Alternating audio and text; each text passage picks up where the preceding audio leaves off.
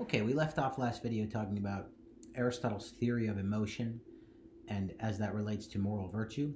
And just to recall, Aristotle's theory of emotion is that emotions are within our control. We have the power through our rational processes, through our rational deliberation, to change our emotions, to habituate our emotions. And that's the first point about moral virtue.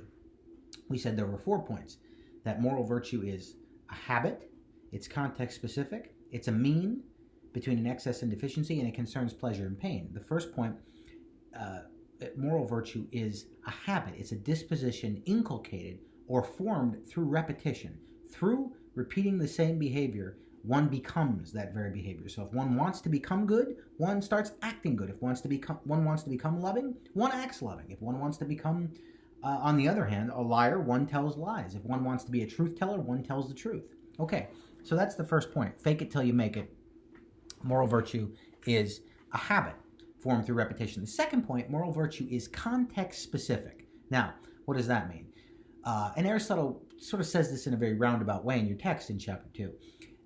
What he means by this is that moral virtue, or what I mean by this is moral virtue concerns the right action at the right time, toward the right person, in the right amount, with the right emotions, and in the right context.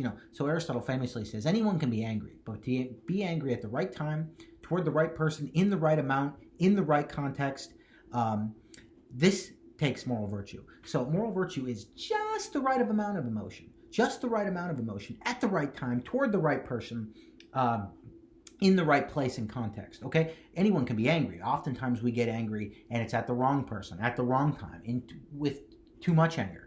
Aristotle also thinks sometimes we don't get angry enough. And so moral virtue is forming a habit of just the right amount of emotion at just the right time, at just the right place, toward just the right person. Okay, so it's very context specific.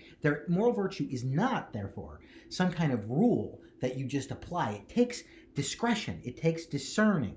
It takes thought. It involves the rational faculties. In other words, so you have to be very thoughtful about your moral life. And being thoughtful for Aristotle will lead, as we've seen, to being happy. So moral virtue is this habit that you inculcate by rationally regulating the emotions so that you act in the correct manner, with the correct emotion at the right time, at the correct time and at the correct place. So it's very context specific, moral virtue.